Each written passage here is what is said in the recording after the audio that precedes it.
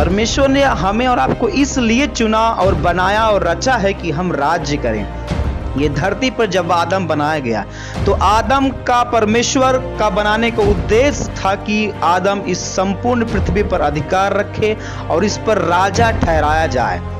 जो कुछ आदम बोले वही इस धरती पर हो, इसीलिए परमेश्वर ने उसको सौंप दिया कि आदम नाम रखेगा हर एक पशुओं का, हर एक पेड़ों का, हर एक इस धरती पर जो भी वस्तुएं हैं आदम उसका नाम रखेगा। जो भी जीवित जलचर प्राणी हैं सबका नाम आदम ने रखा, क्योंकि परमेश्वर ये चाहता है कि पृथ्वी पर मनुष्य राज्य करें और वही राज्य करता है जो परमेश्वर को जानकर उसके साथ साथ चलता है, उसके साथ बना रहता है।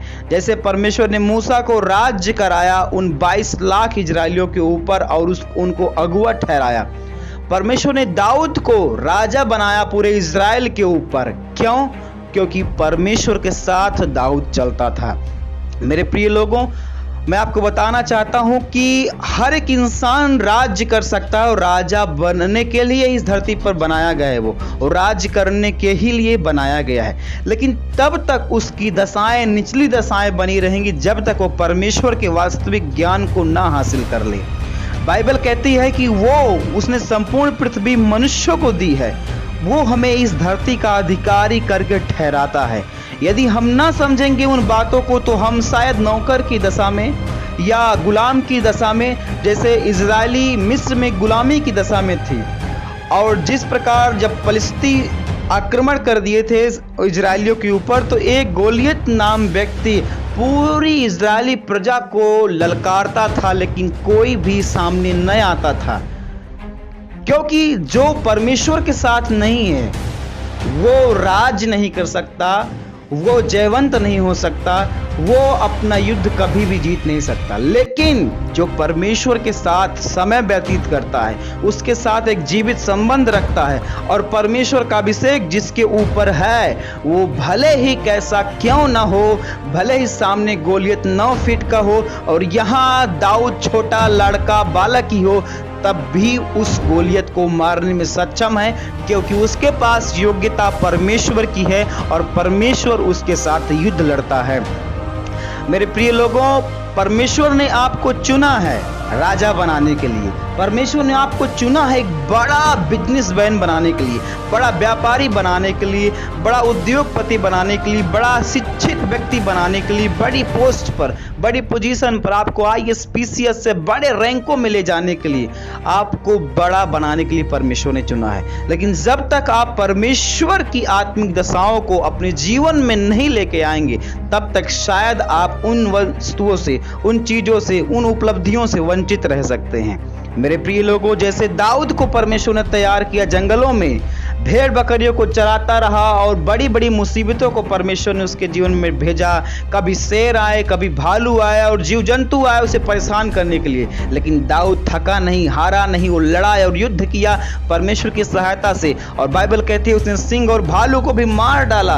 उन परेशानियों से निकल कर जब वो आगे गया तो परमेश्वर ने उसे एक राज पदधारी याजकों का समाज जो वचन कहता है उसे वहां पर पहुंचाने के लिए उसे लेकर गया और इजराइल का राजा बनाकर परमेश्वर ने दाऊद की प्रतिष्ठा की, उसका नाम ऊंचा किया, उसकी मर्यादा को बढ़ाया और उसने दिखाया कि मेरे साथ जो चलता है वो कभी पीछे नहीं रह सकता। परमेश्वर के प्रिय लोगों, दाऊद के समान आपका भी जीवन परमेश्वर ने चुना हुआ है। आपको भी भले आज आप परीक्षाओं में हो, दुख में हो, तकलीफ में हो, परेशानी में हो, मुसीबतों में हो, किसी भी आप रोग में क्यों ना हो सकता है ये परीक्षा का समय हो सकता है तैयारी का समय हो, लेकिन एक दिन आपके जीवन में जरूर आएगा जब परमेश्वर दाऊद के समान आपको ऊंचा उठाएगा और सिंहासन पर बैठाएगा। परमेश्वर के प्रिय लोगों, कभी भी परमेश्वर में की गई मेहनत व्यर्थ नहीं होती। यदि आप परमेश्वर के साथ सच्चाई से, खराई से, ईमानदारी से, पवित्रता के साथ उसके मसा की, उसके अभिषेक की चाहत रखते हैं तो परमेश्वर निश्चय ही आपको राजा बनाएगा, आपको ऊंचा उठाएगा आप किसी भी तरीके से आप अपने समाज में, परिवार में, रिश्तेदारों में उनसे कम नहीं होंगे, उनसे अव्वल ही होंगी, क्योंकि परमेश्वर ने कहा है मैं तुझे पूंछ नहीं वरन सिर ठहराऊंगा। परमेश्वर ने आपको चुना है सिर ठहराने के लिए। और लोग होंगे जो आपसे नीचे होंगे, आपके रिश्तेदार, आपके घर, आपके परिवार, आपके गांव, लोग आपके नीचे होंगे, लेकिन परमेश्वर सबसे ऊपर आपको ठहराने के लिए आज आपकी तैयारी करा रहा है। तो तैयारी के समय बिल्कुल भी परमेश्वर का मार्ग छोड़े नहीं, क्विट न करें। यदि आपने छोड़ दिया तो आप उस आशीषों से वंचित रह जाएंगे, लेकिन आप बने रहे, अड़े और खड़े रहे। उस जंगल के सफर में भी आप परमेश्वर के साथ बने रहे, प्रार्थनाओं में, वचनों के साथ, उपवास में, और परमेश्वर के साथ एक गंभीर और जीवित रिश्ता बनाकर यदि आप चल रहे हैं तो परमेश्वर निश्चय ही एक दिन लाएगा आपके जीवन में जब आप देखेंगे कि जिधर भी आप नजर डालेंगे अब्राहम के समान कोई भी वस्तु खोई नहीं होगी, कोई भी वस्तु टूटी फूटी नहीं होगी। हर जगह आपका मान होगा, सम्मान होगा, आपकी प्रतिष्ठा होगी और परमेश्वर आपके सिर को ऊंचा करेगा। प्रभु ने कहा मैं तेरे सम्मान को बढ़ाऊंगा। उसने वादा किया है वो आपके सम्मान को बढ़ाएगा।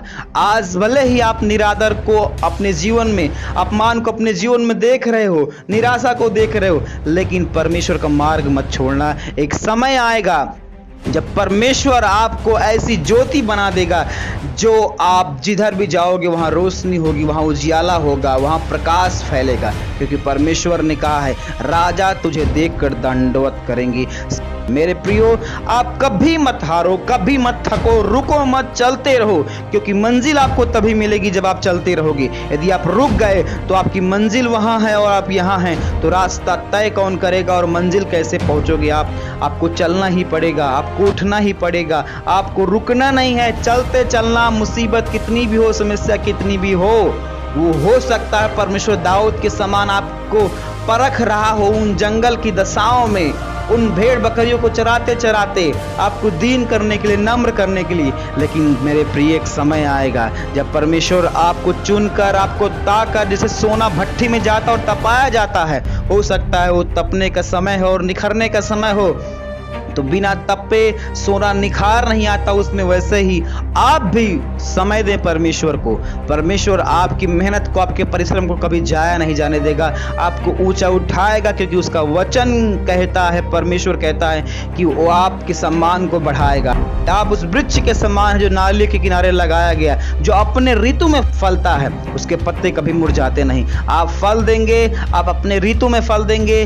समय का इंतजार करें, परमेश्वर के साथ बने रहें, पवित्रताई के साथ, खराई के साथ, उसके अभिषेक की चाहत, उसके अभिषेक में लिपटे रहें। परमेश्वर आपको राजा ठहराएगा, परमेश्वर आपके सम्मान को बढ़ाएगा, परमेश्वर आपको ऊंचा उठाएगा, आपकी बीमारी को दूर करेगा, आपके रोग को दूर करेगा, आपकी समस्याओं को दूर करके, आपकी हर एक शर्मिंदियों को, हर एक लाचारी, बेचारी, गरीबी को दूर करके परमेश्वर आपके सर पर मुकुट बांध देगा और आप जय जयकार करने पाओगे अपने भाग के कारण।